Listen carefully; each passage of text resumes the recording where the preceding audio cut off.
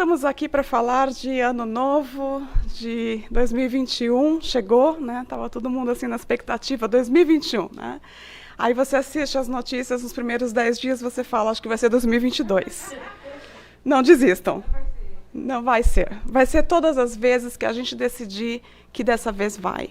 Independentemente, não precisa esperar que chegue só janeiro para que a gente tome decisões de um ano novo. Então, o título desse estudo é Propósito por isso, porque eu acho que não é só... Janeiro convida que a gente faça um novo propósito, que a gente reveja algumas coisas que a gente quer mudar. Mas não deveria ser só janeiro, isso é um processo que vem vindo ao longo do tempo, e é por isso que eu queria abrir aqui com uma poesia, um trecho de uma poesia de Carlos Drummond de Andrade, que é sobre o Ano Novo, né? O título é A Receita de Ano Novo, e essa última partezinha, que acho que tem muito a ver com aquilo que eu tenho estudado. Então ele diz assim, olha, para ganhar um ano novo que mereça este nome, você, meu caro, tem de merecê-lo, tem de fazê-lo novo. Eu sei que não é fácil, mas tente, experimente, consciente. É dentro de você que o ano novo cochila e espera desde sempre. Feliz Ano Novo. Está na hora da gente acordar esse ano novo dentro da gente. Não esperar, não é 2021 que vai trazer, é a gente. Que seja em 2021, com certeza, mas a gente tem que lembrar isso. Só vai acontecer se a gente acordar, é isso que já está dentro da gente. Aquilo que a gente vai fazer com aquilo que a gente está vivendo. Qual é a decisão que a gente vai tomar? Como que a gente vai se portar dentro desse momento? E o que a gente vai ter do nosso futuro depende da gente acordar esse ano novo dentro da gente. Então, a nossa expectativa, a nossa esperança é que a gente lembre disso, que a gente tenha um ano novo, novinho dentro da gente, a partir do momento que a gente decidir que esse vai ser um ano novo. Então, baseado nessa proposta de ano novo, de propósito, eu fui caminhando por uma história assim. O que faz as pessoas fazerem o que elas fazem, que a gente considera extraordinário, diante das dificuldades da vida? Quando você conversa com uma pessoa que passou momentos difíceis, ou quando a gente está passando momentos difíceis, o que é que faz que cada um de nós decida que não, dessa vez, esse ano vai ser diferente? Então, eu me inspirei em 3 histórias que eu queria dividir com vocês, que me impressionaram tremendamente. Essa moça é uma italiana, o nome dela é Beatriz Vio, desculpa. E ela é uma menina que teve meningite. E quando ela tinha 11 anos de idade, ela teve, por conta da doença dela, ter que amputar as 2 pernas, os 2 braços. E ela passou por esse momento tão difícil. E o que ela fez com a vida dela? Ela já lutava esgrima, e ela continuou lutando esgrima. Então, mesmo sem as pernas e sem os braços, ela foi campeã olímpica em 2016, no Rio de Janeiro. O que ela fez com esse acontecimento na vida dela? O que ela decidiu continuar fazendo? E eu convido vocês a assistirem sobre a vida dela, porque o depoimento dela, a própria postura diante da vida, ela é linda na fala, na postura. Durante essa apresentação dela, essa competição na Olimpíada, ela foi até ferida no rosto por uma outra oponente, né? São as Paralimpíadas. E ela voltou e continuou lutando e ganhou a medalha. Então, assim, não é só essa superação do que aconteceu com ela aos 11 anos, mas superação o tempo todo. Porque naquele momento que ela foi ferida nessa disputa, ela podia também ter desistido. Porque a outra oponente, que também tem uma deficiência, não era tanto quanto ela. A outra pessoa tinha os braços. Então, ela não estava de igual para igual. Ela tem essas próteses, né, da mão e das pernas que ajudam. Ela é amarrada a essa cadeira de rodas. E é lindo de ver a habilidade dela com o corpo de desvencilhar da espada. E o que ela faz disso, né? Hoje ela dá palestras, ela ajuda pessoas que passam por essa dificuldade. Então, me encanta saber o que a pessoa faz com isso que aconteceu com ela e a decisão do dia a dia que ela toma para seguir aquilo.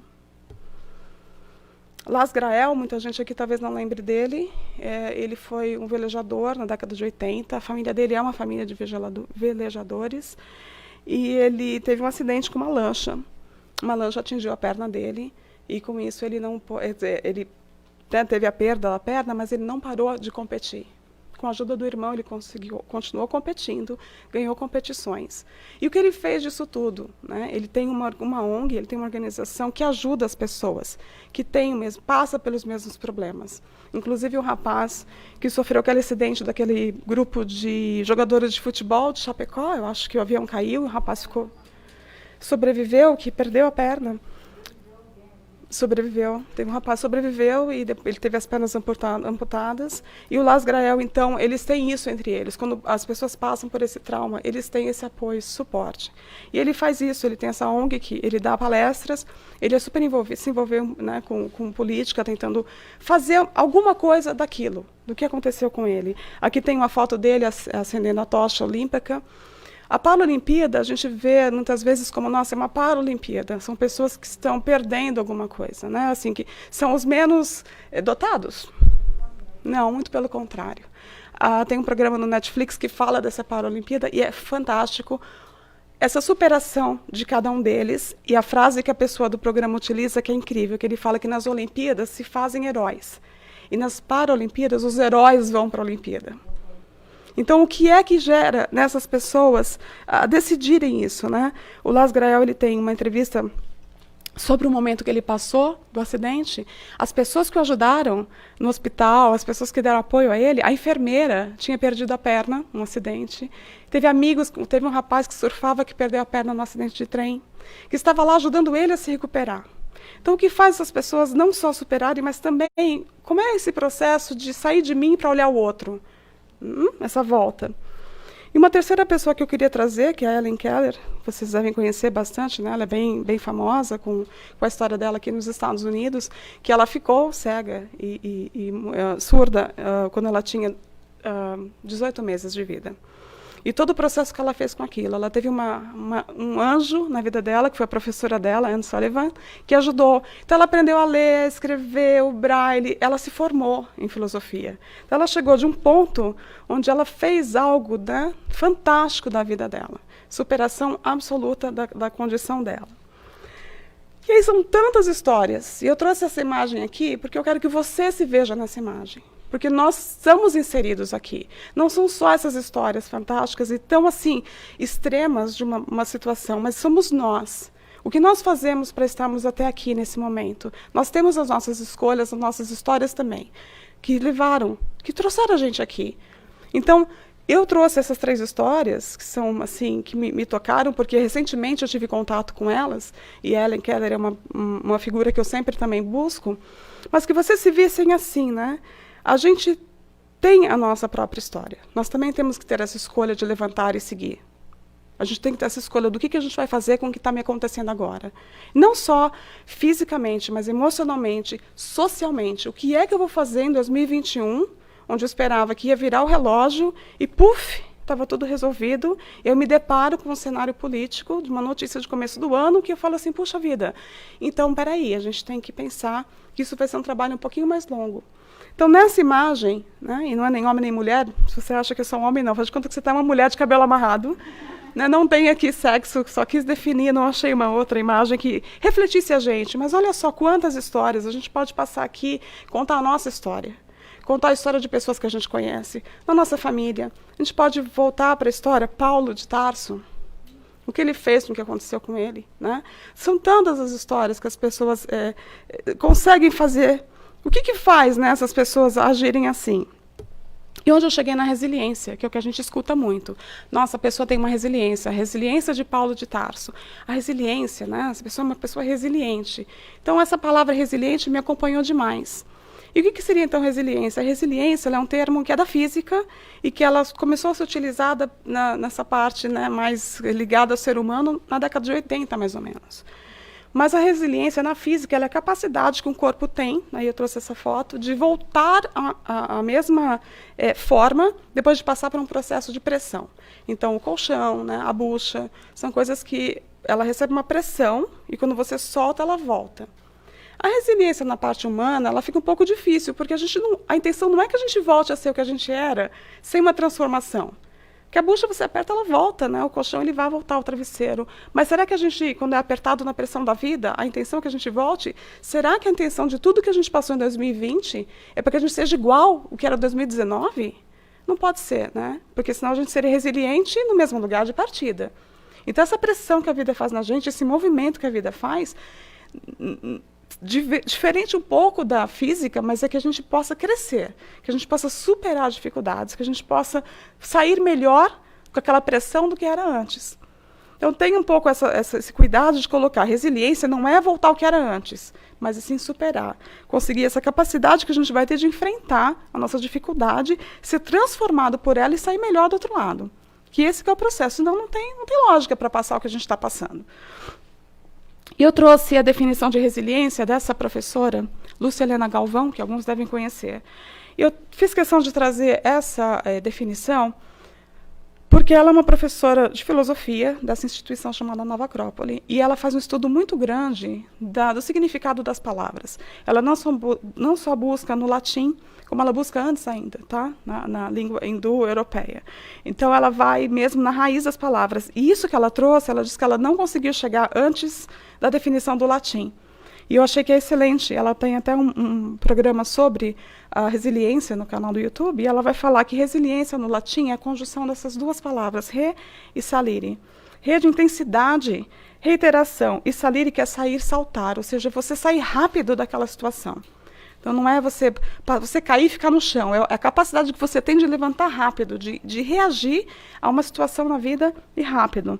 A intensidade que você faz essa mudança, não é aquela coisa que você tropeça e levanta, faz de conta que ninguém viu.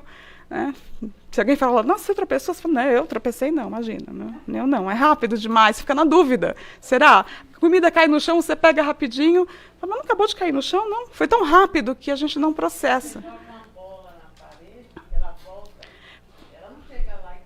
Não. É verdade, a intensidade que você joga, aquilo volta rápido para você, né?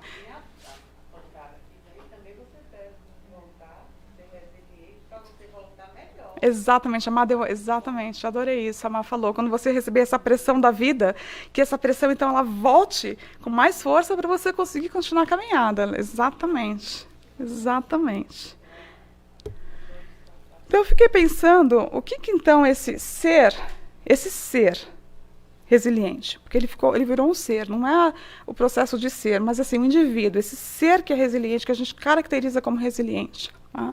O que essas pessoas têm em comum para sair dessa situação de pressão e voltarem transformadas, melhores, e ainda olhar para o próximo e ajudar essa transformação, esse caminho todo? Primeira parte que eu pensei, que eu fui nesses estudos todos, e assim, não é a intenção de colocar que seja só isso, eu acho que é um conjunto, eu acho que resiliência é um conjunto de várias coisas, não é só o que eu vou colocar aqui, mas eu coloquei aqui talvez o que seja mais próximo da gente pensar que a gente podia exercitar para ser um pouco mais resiliente. Né? Tem coisas aqui que eu não coloquei, como otimismo, esperança, mas faz parte e vai estar subentendido nisso. Mas, por exemplo, começando com a consciência. Por que da consciência? A Joana de Ângeles fala para a gente que quando a gente emerge dessa consciência, né, quando a gente adquire a lucidez, quando a gente começa já a sair um pouco da inconsciência, é um momento muito importante para a gente, quando a gente começa a se questionar. Não está mais no automatismo, a gente já sai de um ponto para outro. A primeira conscientização da condição que você está, e o que você vai fazer com aquela condição que a vida está te apresentando? Se a gente não desenvolver um pouco de consciência, a gente vai entrar no automático e aí a vida vai levar e a gente não vai sair daquilo. Por que eu vou fazer uma mudança em mim se eu não entendo nem por que eu tenho que mudar, onde que eu vou chegar? Então, ela fala para a gente que a fatalidade da lei divina é a perfeição do espírito. Alcançá-la é a proposta da vida. Como conseguir é a opção de cada qual. Então, ela define. Não tem jeito. A fatalidade é a perfeição do espírito. Vamos chegar. Isso é fatal. Isso é um ponto. Isso não tem eu quero ou não quero. Hoje eu não quero mais. Não, nós vamos chegar. Né? A proposta é alcançar esse perfeccionismo, né? Essa perfeição do espírito. Como a gente vai adquirir isso? Como que a gente vai trabalhar isso? Pode demorar um pouco mais? Eu posso escolher. Vai ser agora ou vou esperar um pouquinho? E como a gente vai conseguir é a opção de cada um. Cada um vai achar o seu caminho. Né? A gente tem essa consciência lúcida que ela vai justamente nos dar essas ferramentas para que a gente possa fazer opções melhores. A gente vai conseguir ter uma percepção melhor dessa evolução. E aí eu trouxe essa frase para ela. Por que da consciência? Porque ela diz que é proporcional. Então, ela fala assim, que a sensibilidade à dor depende do grau de evolução do ser, do seu nível de consciência. Então, peraí, então, o que eu vou definir como dor, o que eu estou passando, está ligado como eu vou entender esse processo na minha vida. À medida que progride, que sai do mecanismo dos fenômenos e adquire responsabilidade como decorrência da conscientização da sua realidade, ele se torna mais perceptível ao sofrimento, embora simultaneamente mais resistente. Está no livro da Joana. Então, assim, a gente vai perceber coisas diferentes sobre o sofrimento, sobre o porquê eu estou passando aquilo. Não é mais só vítima, né? Você não é mais a vítima, tem algo além daquilo. Hoje aconteceu isso comigo, mas então tá bom, eu vou começar mediante meu grau de consciência, porque é óbvio que a gente pode estar em níveis que naquele momento você não vai compreender. E a declaração, quando você escuta depoimento, as pessoas não passam por problemas mais sérios sem aquela primeira fase do questionamento. É todo um processo, né? Ninguém sai. A menina que perdeu, teve que fazer amputação dos membros, ela não saiu dali e foi para a Olimpíada. Ela foi com 11 anos. Olha o processo que ela teve para decidir ser uma campeã olímpica. Então, tem assim, esse crescimento da consciência é imprescindível, que a gente busque trazer um pouco mais a consciência do que é o sofrimento, do que é a vida. Isso traz numa frase de Jung, que ele fala que em todo caos há um cosmos, em toda desordem, uma ordem secreta.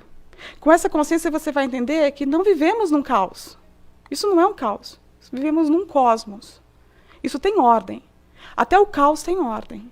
Então, não é que estamos numa coisa que não vai ter controle, ninguém vai conseguir arrumar isso aqui, porque acabou. Esse caos aqui tem ordem.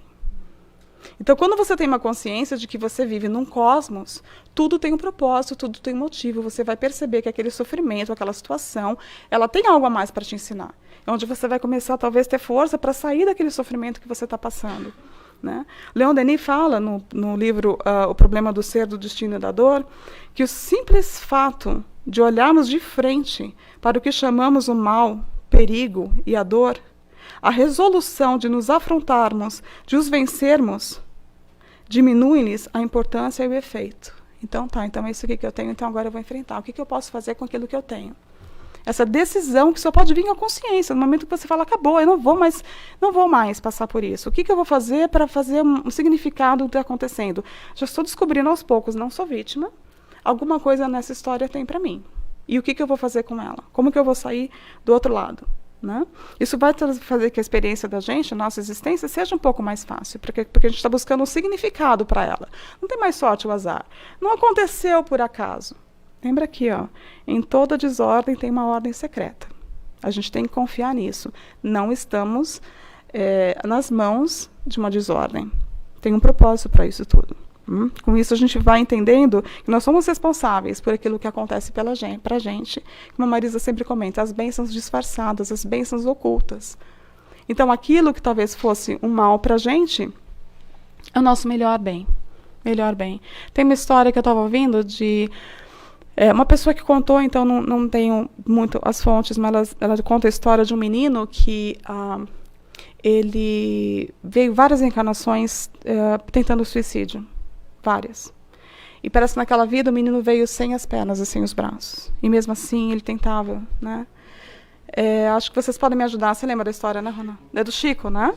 Enfim, a história não vou saber com tanto detalhe, mas a questão é o seguinte: ele veio com aquela incapacidade, no caso entre aspas, justamente para quê? Para que naquela vida era a primeira reencarnação dele, depois de milênios, que ele não se matava. Ele veio a falecer porque ele tinha até uma doença mais grave, mas ele não se matou. Então você vê aquilo que a gente acha que é o pior dos males. Ele tem um propósito, mas só vai dar para entender é tudo um processo, né? Não vai se acontecer. É todo um processo, uma caminhada. Então, Leon Denis continua dizendo que essa nossa alma humana, ela tem duas esferas de ação e expressão. Nós temos duas partes que a gente tem que sempre pensar.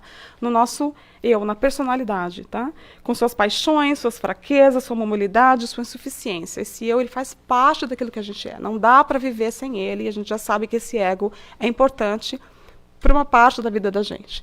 O que ele quer dizer é o seguinte, que ao mesmo tempo que a gente tem esse eu, a gente tem essa parte aqui, que tem essas paixões, essas fraquezas, a gente tem que lembrar que a gente tem a consciência nossa, a fonte da vida espiritual, o templo de Deus em nós. Então, quem nós somos? Nós temos dentro de nós esse ser, esse espírito eterno, que é muito mais do que deveria estar, né? Mais em controle do que o eu.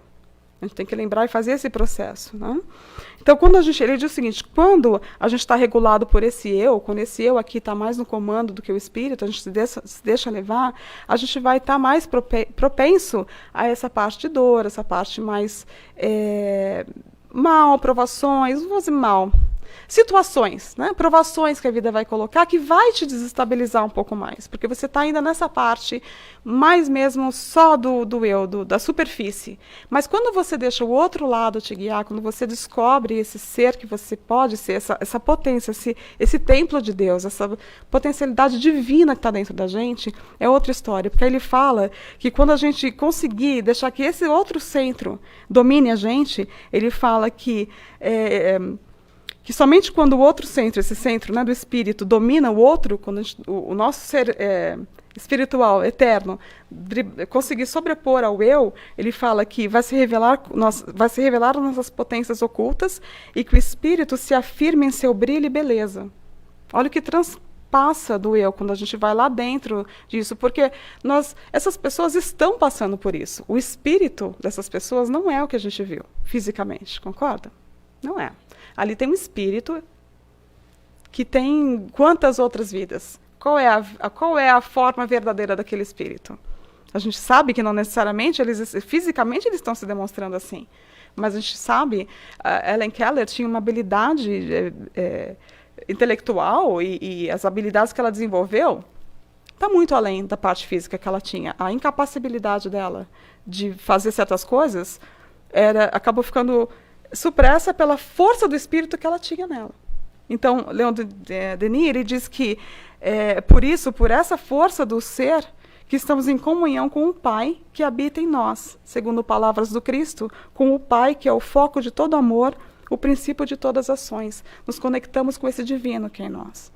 Essa criação divina que vê na gente como seres que vamos chegar a uma perfeição. Que aqui é só um processo de aprendizado que a gente vai entender isso se a gente desenvolver a consciência de que é por isso que estamos aqui. Tá? Outro ponto desse ser resiliente, o autoconhecimento. Essa capacidade que a gente tem dentro da gente só vai dar para ser descoberta quando a gente começar esse processo de autodescobrimento. De conhecimento, descobrimento e conhecimento, porque a gente também não se conhece. Chega um ponto que a gente está se descobrindo também. Puxa, eu sou capaz disso, eu posso fazer isso. E o conhecimento também. Não só descubro o que eu posso, como eu vou conhecendo o que eu posso e o que eu posso mais. Esse processo é bem interessante, porque quando você sai de uma situação extrema da vida e você percebe que quando você se conhece melhor e você tem capacidade, você vai enfrentar as coisas diferentes. Você começa a ter recursos. Você começa a entender o que te deixa chateado, o que te irrita. Então, você passa a prestar um pouco mais de atenção e evitar algumas situações que você já sabe. Você já começa a se preparar um pouco melhor para o dia, porque você já sabe o que aperta seus botões, o que vai tirar você do sério. Ou se você vai encontrar aquela pessoa você sabe que você vai para uma situação que vai te irritar ou incomodar. O que você faz naquele processo?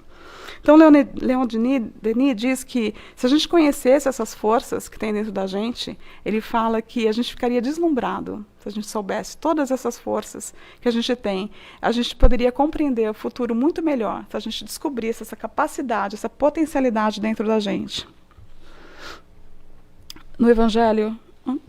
Aqui não foi. No Evangelho segundo o Espiritismo, um espírito protetor vai dizer para a gente, olha que coisa fantástica, para a gente lembrar o que a gente tem dentro da gente. Se todos os encarnados se achassem bem persuadidos da força que em si trazem, e se quisessem pôr a vontade a serviço dessa força, seriam capazes de realizar o que até hoje eles chamaram prodígios, e que, no entanto, não passa de um desenvolvimento das faculdades humanas. Começa com a vontade. Você vê que vários autores colocam nessa parte da vontade. Então, a gente descobrir que a gente tem dentro da gente essa capacidade e usar essa vontade a nosso favor, Olha a capacidade, a potência de força que a gente tem na gente. E a gente chegando aqui, hoje, no nosso dia de hoje, a gente parar e pensar que a gente já utilizou essa força, a gente já utiliza essa potência dentro da gente. A gente tem muito mais. Mas estar aqui hoje, escolhendo estar aqui, a nossa vinda do Brasil para cá, a nossa vida, a pessoa que está na internet ouvindo a gente no Brasil, a resiliência de estar vivendo no Brasil também. Em qualquer lugar que você esteja, vai ter os mesmos desafios, você sabe. Hoje a gente escuta notícias de outros países e por causa da pandemia estamos todos vivendo basicamente os mesmos problemas. Né? Tem a incerteza política, tem a discussão, tem a busca da saúde. Está quase que todos os países vivendo a mesma situação. Então, onde você estiver, você lembrar dessa potencialidade, o que a gente pode fazer com isso, baseada na vontade. Porque a vontade ela vai ser um fator primordial. Enquanto você não desenvolver a vontade, que é o desejo em ação, quando você só está pensando assim, não, eu tenho uma vontade de comer um chocolate. Enquanto você não levantar e não for lá e comer, é só um desejo. A vontade é esse desejo que se realizou. Então, é essa importância quando eles falam da vontade, quando te faz agir, quando te move. Que é o que você vê na história dessas pessoas que eu trouxe. A vontade foi fazer. Eles não ficaram desejando que um dia eles pudessem. Não, porque quando eu conseguir voltar a andar, ou quando eu conseguir enxergar, ou quando eu conseguir ouvir, eu vou fazer. Não, é ali, com o que você tem naquele momento. E fizeram, né? Não esperaram nada disso. Então, esse ser resiliente, o que ele faz? Ele aciona a vontade. Que é essa garra assim do eu vou, agora eu vou. Né? Leon Denis fala que a vontade pode agir com intensidade sobre o corpo fluídico e ativar suas vibrações. O princípio de evolução não está na matéria, está na vontade, cuja ação se estende à ordem invisível das coisas, como à ordem visível e material. O princípio superior, o motor da existência, é a vontade. Então, essa garra que a gente tem que ter para continuar vivendo do dia seguinte, está aí. Então, a gente vai vendo que nesse período de consciência, né, essas coisas, esse autoconhecimento, a gente já tem esses germes dentro da gente. Não são só as pessoas que fazem as coisas fantásticas, que eu penso assim, como você sobreviveu àquilo, ou como você está vivendo a sua vida, apesar do que você está passando, e eu olho para a minha, a gente tem isso dentro da gente. Não está lá longe, não precisa ser uma história que nos chama a atenção, porque ela se torna pública. Mas quantas histórias que são, a gente não sabe, né, que são incógnitas. Quantas mães, quantos filhos, quantas pessoas todos os dias têm que fazer essa escolha para não sucumbir. Não precisa estar lá na Olimpíada, não precisa ser uma Ellen Keller, mas são todos os dias as nossas escolhas, o levantar da cama e continuar seguindo.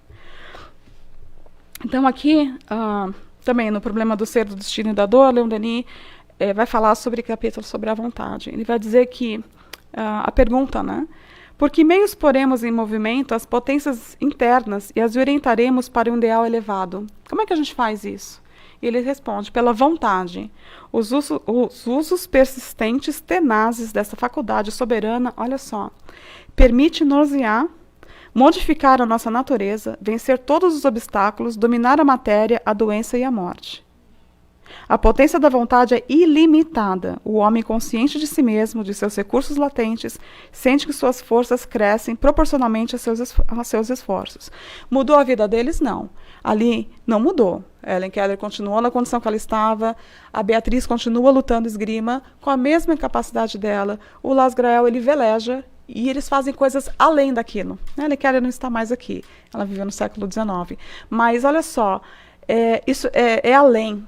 Né? Às vezes isso que a gente quer que aconteça, talvez não aconteça nessa vida. Pode ser que a gente demore ainda muito tempo, mas lembrando que o Leon Denis fala, é o nosso espírito, é o nosso ser imortal que a gente está falando.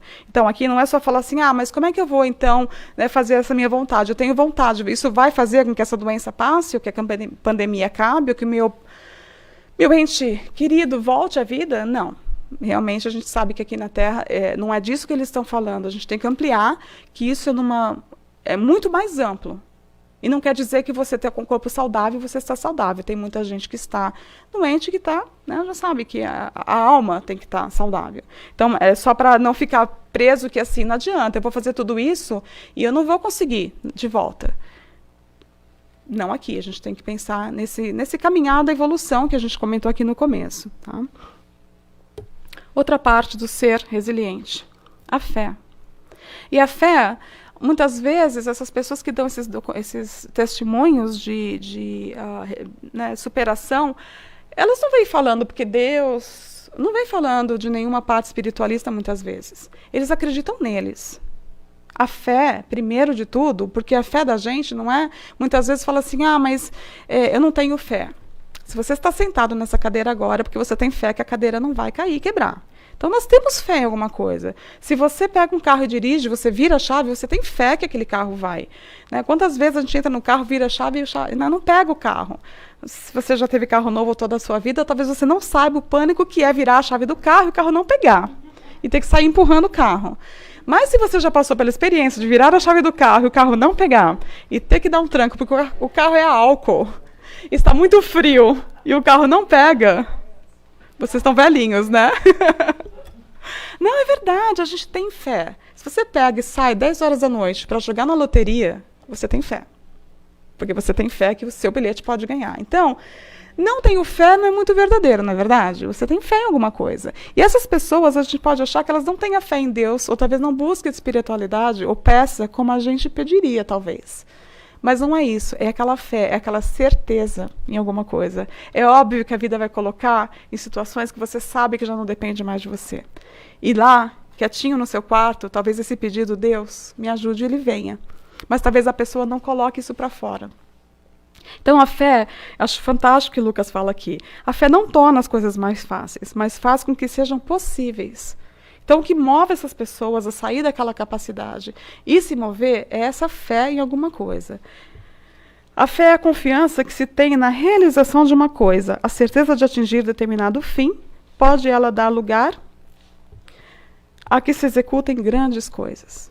É óbvio que quando você entende que essa fé que a gente fala é a fé no acreditar, o relacionamento com Deus, que você se vê como essa potência divina e você sabe de toda a ajuda espiritual que nós temos, isso é óbvio que é uma ferramenta tremenda e nos dá mais ânimo. Quando a gente faz parte de um grupo que a gente estuda e você leva essa fé nesse ponto mais espiritualizado, onde você vai expandir o seu pensamento de uma vida mais ampla e mais eterna, talvez isso ajude mais. Isso é individual, não dá para a gente medir a fé de cada um ou o que fez aquela pessoa levantar e se mover. Né? Isso é muito particular, muito pessoal. Mas, assim, essas pessoas têm fé. Fé que elas podem. Então, elas vão andar, elas vão fazer as coisas porque elas têm fé, porque elas acreditam que elas podem. É primordial que a gente tenha que acreditar que a gente pode, que a gente possa acreditar que a gente pode, por ter essa certeza, né, da gente. Emmanuel vai falar para a gente, no Consolador, que, traduzindo a certeza na assistência de Deus, a fé exprime a confiança que sabe enfrentar todas as lutas e problemas com a luz divina no coração, e significa a humildade redentora que edifica no íntimo do espírito a disposição sincera do discípulo. Disposição sincera do discípulo. Né? Já não é mais assim, eu acredito porque eu sei, porque já está em mim. Eu posso dizer que aquilo comigo aconteceu porque é a minha experiência individual e intransferível. A gente às vezes tenta dividir com alguém uma experiência que a gente tem espiritual e a outra pessoa fala, não foi bem assim. E não dá, porque é individual, a gente sabe que é aquilo. Então essa fé, esse relacionamento divino, ele vai acontecer no momento para a gente poder continuar caminhando. A gente tem que buscar esse relacionamento, essa fé em algo que é maior, porque senão a gente vai achar que a gente vive num caos. A gente não vai entender que existe algo além, que isso aqui não é um caos. E foi onde eu cheguei no propósito.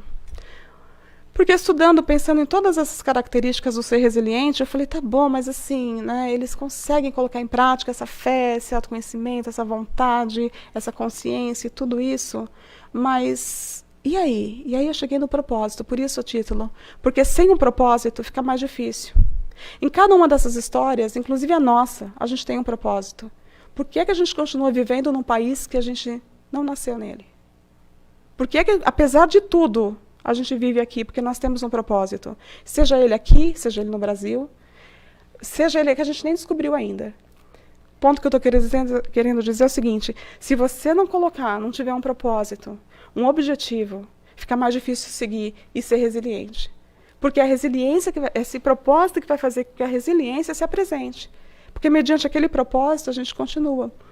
E isso eu pensei, ouvindo a história, dentro de tantas histórias que eu ouvi sobre resiliência. E aqui, se eu sentar e conversar com cada um, eu tenho certeza que eu vou me emocionar com a história de cada um aqui. De todas elas, me chamou muita atenção de uma moça que também, o acidente dela foi com uma lancha, e ela perdeu, a lancha passou sobre a perna dela, ela estava andando de banana boat, e a lancha cortou uma professora. E ela disse, quando eu estava passando por aquele processo, ela pediu assim, Deus, me leva uma perna, mas não me deixa morrer, porque eu tenho meus filhos e tenho meu marido. Eu quero cuidar deles. E ela diz, então, que ela perdeu as 2 pernas. E ela acordou no hospital. Então, assim, eu até fiquei pensando, o propósito dela naquele momento foi, eu preciso ficar, porque eu tenho que cuidar dos meus filhos e eu tenho que cuidar do meu marido. Naquele momento, ela fez uma definição, e assim, ela não conta, né? Não, naquele momento eu tive encontro com Deus, ele me pediu, não, foi aquela fé, aquilo que veio dela, ela sabia do propósito dela. Então, é uma coisa, assim, super extrema, né? Super, assim, me tocou muito a história dela. Mas é isso, porque o propósito que vai fazer você ter forças para enfrentar todas as outras coisas. Então, a gente tem que ter um jeito de, nessa busca toda, entender, buscar algum propósito. Um propósito, eu digo assim, né?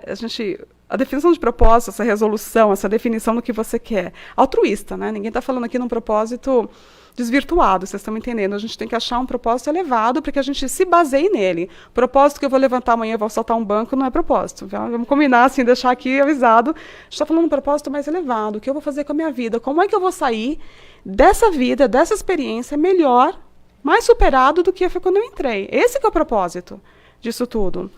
Então, tem uma experiência dessa pessoa aqui, que acho que vocês conhecem, Viktor Frankl. Ele fez um estudo, isso baseado em Auschwitz, num campo de concentração, onde ele fala sobre propósito. E ele escreveu um livro sobre isso. Ele fala que essas pessoas que sobreviveram ao campo de concentração eram pessoas que tinham algo maior para lutar. Ele descobriu, pelos estudos que ele fez, que quando você tem um propósito maior, a sua vontade de sobrevivência é muito grande. E olha o que ele fala aqui nesse livro dele. Tudo pode ser tomado do ser humano, menos uma coisa. A última das liberdades humanas. Escolher a ação a ser tomada em uma dada circunstância. Escolher o próprio caminho. E nesse campo de concentração, várias pessoas se suicidaram, elas se jogavam sob cercas elétricas, elas desistiram de lutar. As que sobreviveram são pessoas, pelo estudo dele, que se preocupavam com o próximo. Pessoas que davam o seu alimento para o outro que estava do lado com mais fome. Pessoas que doavam o seu alimento, o seu medicamento, para um outro que estava precisando maior. Então ele descobriu nesse estudo dele que ele dá esses relatos dessas pessoas, que elas sobreviveram porque elas acharam um propósito. Enquanto elas não tinham propósito, era mais fácil desistir. Por isso que eu acho que todas essas histórias que a gente vê, e as nossas também, se a gente não desistiu até agora, é porque a gente tem um propósito. E só cada um de nós sabe, ou ainda vai descobrir. Mas tem que pensar nisso para conseguir levar o dia. Por isso que o nosso ano novo, a gente tem que pensar num propósito para que a gente possa fazer a nossa caminhada, né, e levar. Ele descreve, palavras dele aqui, né? Aquelas que desenvolviam sentido de vida, como, por exemplo, guardar a comida, né? Como eu já disse aqui, para um prisioneiro mais fragilizado, ou mobilizar-se para conseguir medicações para outros mais necessitados. Tais ações, segundo ele, traziam de volta a dignidade humana, pois abasteciam as pessoas com força e determinismo pessoal. Essas histórias que eu dividi, eles fizeram isso depois. A maioria deles passa por esse processo aqui. Eu passo por um trauma, eu passo por um problema, eu fico em mim, eu me fortaleço e depois eu tenho um caminho, que é olhar para o lado e falar quem eu vou ajudar, agora como eu vou olhar para o próximo, que é onde a gente se alimenta de continuar. Então talvez o nosso propósito está ligado, talvez não, eu tenho certeza, o nosso propósito de vida tem que estar ligado com um propósito geral. Porque senão não dá também. Você fala assim, eu vou só também fazer o meu propósito aqui, que se dane todo mundo. Já viu que na pandemia não dá certo. A gente está mais do que nunca dependente um do outro. E o nosso propósito é que o outro fique bem. Nem se for por uma questão egoística. É tão louco isso, que nem se for por uma questão egoística, eu tenho que me preocupar agora se o outro está bem. É um jogo assim, né? Deus usou uma forma assim que a gente tem que fazer essas escolhas agora, não mais em janeiro. Acabou essa história de janeiro. É todo dia. Acabou, eu vou esperar o ano que vem. Gente, Quem esperava janeiro para entrar numa academia, como é que faz agora? Agora a academia não dá para ir muito, porque tem medo, não vai. Não, né? Assim, então viu que não dá para esperar janeiro. A gente tem que fazer alguma coisa. E para a gente finalizar aqui esse estudo, eu trouxe para vocês, e eu queria ler, queria que vocês acompanhassem comigo, porque esse é um texto de Leon Denis. E como, quando eu li esse texto, é como se, assim, eu gostaria de me ver falando o que ele falou. Então vocês vão ver que o que ele fala aqui é quase um resumo de prática de tudo isso que a gente viu.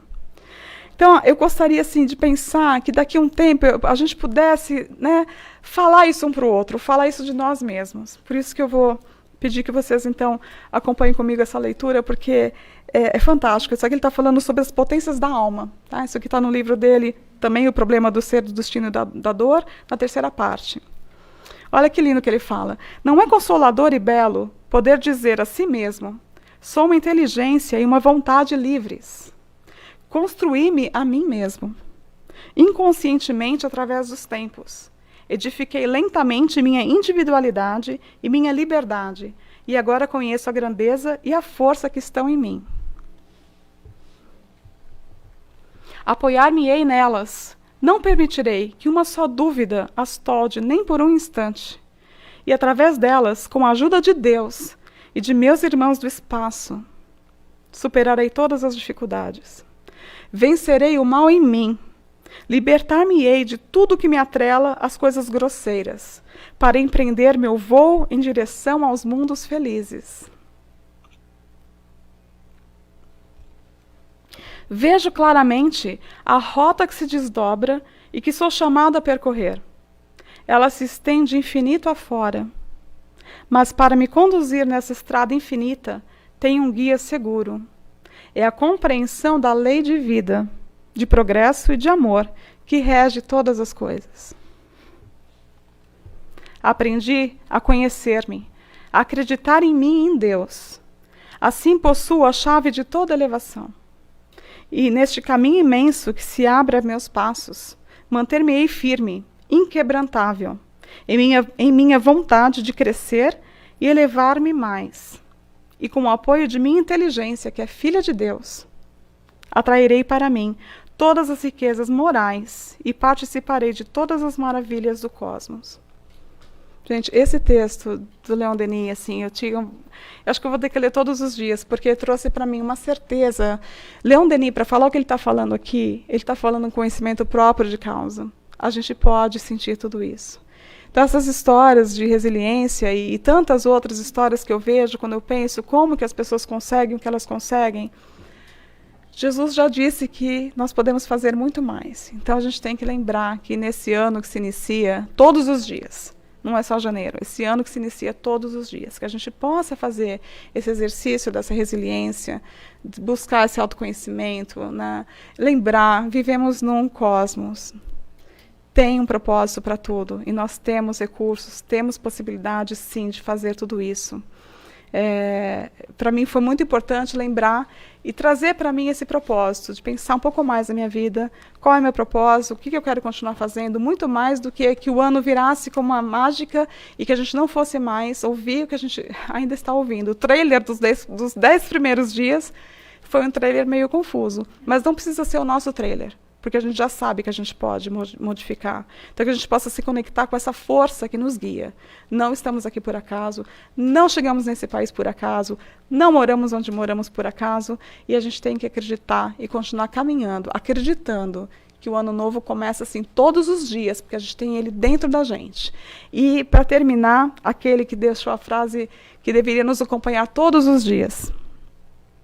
Neste mundo vocês terão aflições, contudo, tenham ânimo, eu venci o mundo. Nada mais do que Jesus nos lembrando que não viemos a passeio e que as dificuldades, né, os desafios que a gente passa aqui, ele já sabia que a gente passaria, mas para a gente ter bom ânimo, para a gente fazer esse exercício de resiliência, ter propósito, envolver nesse propósito o próximo, ter na nossa meta que a gente é responsável pelo outro. E que Jesus nos inspire sempre, que a gente possa fazer essa caminhada consciente e que a gente possa chegar nessa evolução ou pelo menos sair daqui melhores, sabendo que é uma caminhada mesmo. Feliz ano novo para vocês, para mim, para todo mundo. Muito obrigada.